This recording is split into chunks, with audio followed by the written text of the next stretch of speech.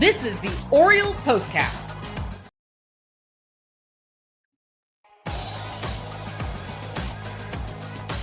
This is the Orioles POSTCAST. Your instant game reaction for the Baltimore Orioles. Part of the Locked On Podcast Network. Your team every day.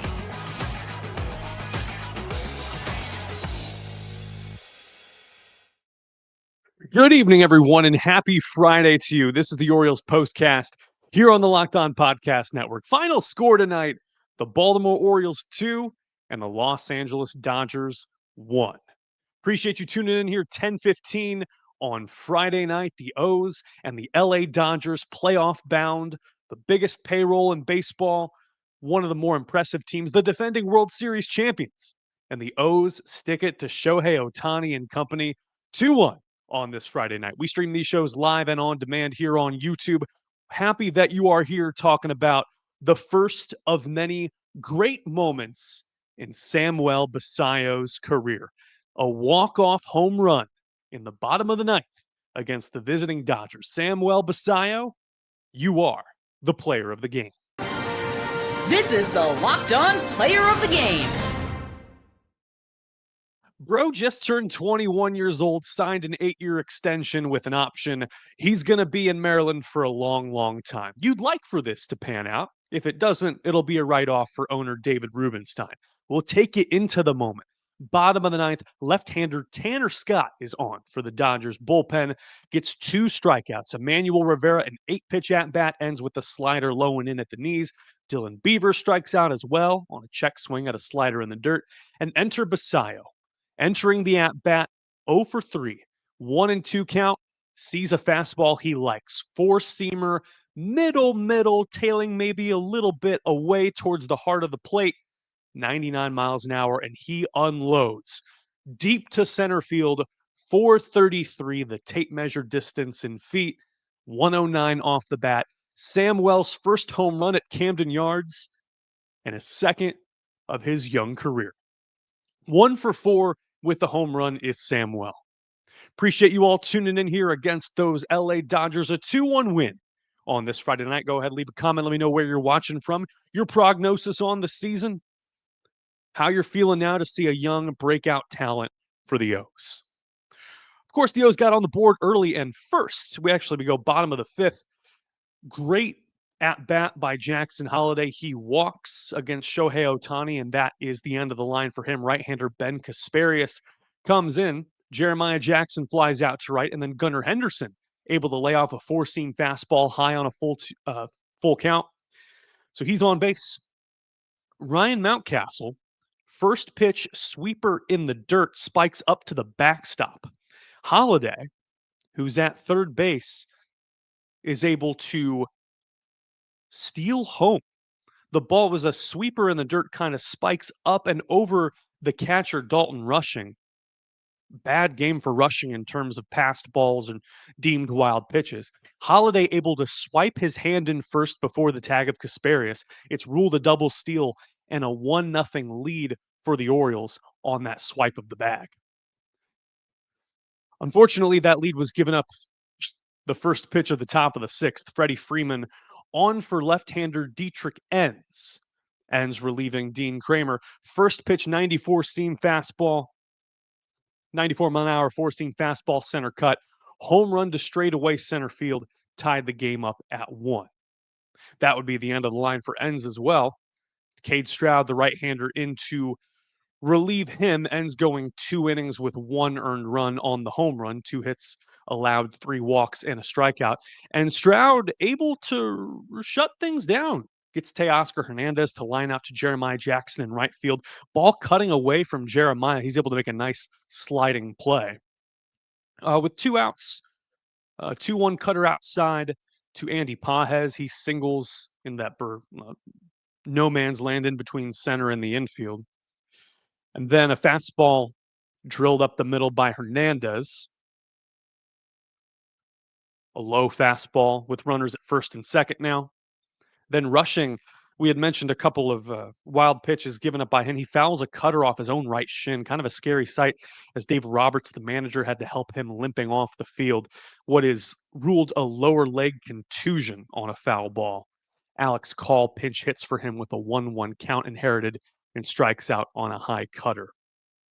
We'll get into the O's bullpen a little bit more here on the Orioles postcast. I know it's a Friday night, a lot of stuff going on for you all, NFL football on the TV, and some injury news on Dean Kremer.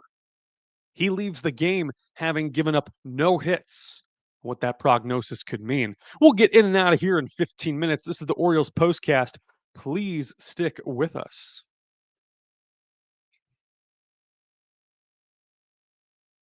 And to answer your question, I'm doing okay. This is the first time in 2 days, like the first time I've gotten back-to-back days off, probably since the All-Star break.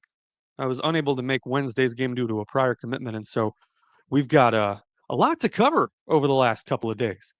This episode is brought to you by a new sponsor, that's Zippix Toothpicks. Whether you're looking for nicotine satisfaction or an energy boost, Zippix has you covered with nicotine and caffeine infused toothpicks.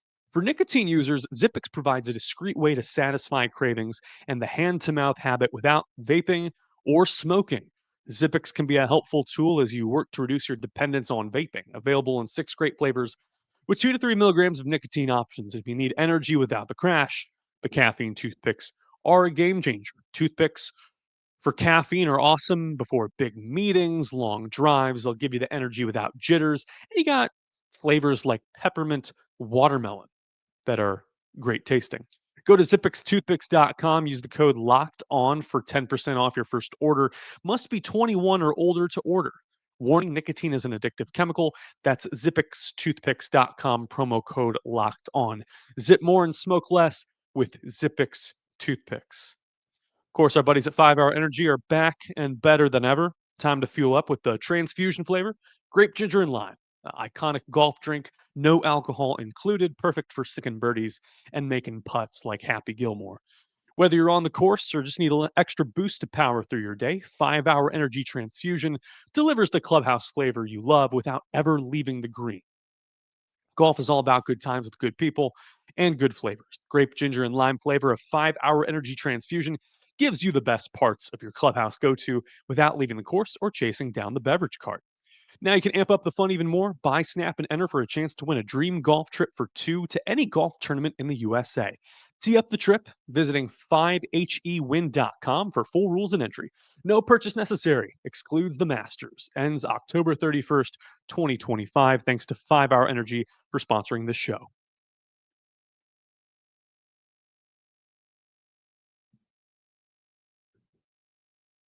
Welcome back, everyone. Orioles postcast. The O's take game 1 over the Dodgers, 2-1. Samuel Basallo with the walk-off home run. He is our player of the game. And who had a really good bid to be player of the game is right-hander Dean Kremer, who left the game after 3 frames due to injury. This is what you'll be talking about. Dino had a chance to make the X jealous, going up against the organization that drafted him, the LA Dodgers, and traded him in part for Manny Machado.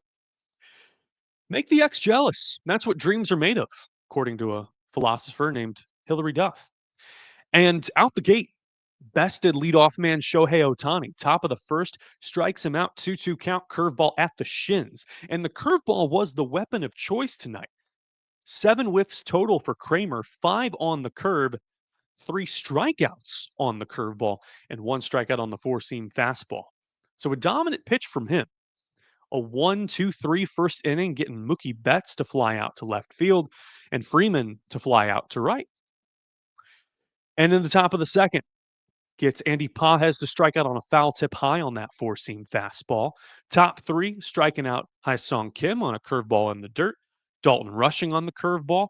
There was a note from Jim Palmer there on the broadcast about how he's able to sync up the glove with the windup that he has. So when he's in position to throw, he's able to coordinate really well. And mechanically, when you're off there, you can open up a little bit throwing that pitch. But he was great. Walked Shohei Ohtani with 2 outs. There was also a ball that got under Jackson Holliday's glove on the backhand off the bat of Miguel Rojas. So 2 runners on, but is able to induce a fielder's choice 5-4 from Mookie Betts to end the inning on the split finger fastball. So, honestly, great stuff from Dean Kremer. Unfortunately, he leaves the game after 56 pitches and 3 innings on what is reported as right forearm tightness. That can be, as Palmer noted on the Masson broadcast, a precursor to a UCL injury, normally linked to Tommy John. We are in no position to speculate that that might be the case. However, for someone who has been healthy all season long and made every start, it's discouraging at this point for someone who's logged as many innings as Dean Kremer has that he would suffer an injury or leave the game early hurting due to an arm injury. 3 innings, no hits allowed by Dean Kremer, 1 walk, no runs, and 4 strikeouts. And the O's were challenged themselves. Shohei Ohtani, the spot starter in place of Tyler Glasnow, the right-hander acquired from the Rays, missing this start with with back tightness. So the O's found out when they got to the park today that they would be facing the phenom out of Japan. And while it's uncertain how Dean Kremer would have done had he gone the full length or made an official game of 5, 6 innings, we can say that the O's bullpen outdueled the Dodgers. The Dodgers are the most injured team in baseball. The Orioles not far behind them. However, with some of the arms that the Dodgers have back there, Kopech is a fireballer, but Tanner Scott not having the greatest year, Blake Trinan having a 2.84 ERA. They got some dudes back there, the Dodgers do, and they're primed to make a postseason run. The O's get a good performance from the back end of their bullpen. Stroud, 1 1/3 scoreless. Grant Wolfram, 2/3 scoreless. Rico Garcia with a 1-2-3 inning and a strikeout logged. Yennier Cano picking up the win with the scoreless 9th inning. It's really just the home run by Dietrich Enns that we talked about in the first block. Otherwise, pretty much nails. And they were coming off a series against the Padres where their ERA was insane. It was like 0.69, something of that nature. They had the numbers there on the Masson broadcast at the start of the game. Really good stuff. And we can go through that one by one. In particular, we can talk about Rico Garcia getting Teoscar Hernandez to ground out on a 4-seam fastball to Jackson Holiday there at second.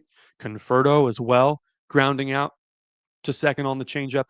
And then Andy Pages a slider low and away, striking him out on 3 pitches. And Cano as well, when that changeup has some good dip to it, he is able to make the magic happen. Kike Hernandez grounding out to first base. Emmanuel Rivera taking over for Kobe Mayo there, moving from third base to first. Luis Vasquez at the hot corner there to finish the game defensively. 2-seamer ground out for Kike Hernandez. Rortvet, the backup catcher who came in for rushing. First time that we had got a look at him in a long time, Ben Rortvet. He strikes out, full count, changeup at the knees. And then Miguel Rojas grounding out to Gunnar Henderson at shortstop on the changeup. Really good stuff from the O's bullpen. Excited to see the O's with a chance to clinch this series against one of the best teams out there right now. Tomorrow is very special. It is the 21-31 game, 30th anniversary of Cal Ripken Jr. breaking Lou Gehrig's consecutive games played streak, a record that will never be broken. With the way the game is played right now, unless there is a magical shift, an insane shift towards there's a progress made and durability or load management gets thrown out the window. The 21-31 game is something else entirely. And looking forward to it, celebrating it with Cal Ripken Jr. and the rest of those O's, a lot of Hall of Famers in the house. And you get some all-star caliber pitching on the mound. Left-hander Trevor Rogers, had he pitched a full sample size this season, the way he's pitching right now, he's the best pitcher in baseball. Hopefully he makes Cal proud. 8-2 record, 139 ERA, the best pitcher in baseball, left-hander Trevor Rogers. And his counterpart for LA, right-hander Yoshinobu Yamamoto, 11-8 with a 2.82 ERA, an all-star campaign for the National League and 167 strikeouts to boot. It is going to be great. I appreciate you all tuning in here on this Friday night. You got plenty of options to listen to. It is late. 10:30, and we're wrapping up the Orioles postcast. Samuel Basallo, the first of many great moments. We'll certainly have more on it tomorrow. The O's now 11 games under 500 with a 2-1 win over the LA Dodgers. Thanks for listening to the Orioles postcast. I'm Luke Slaybaugh. Good night. Stay safe, and I'll see you right back here tomorrow night.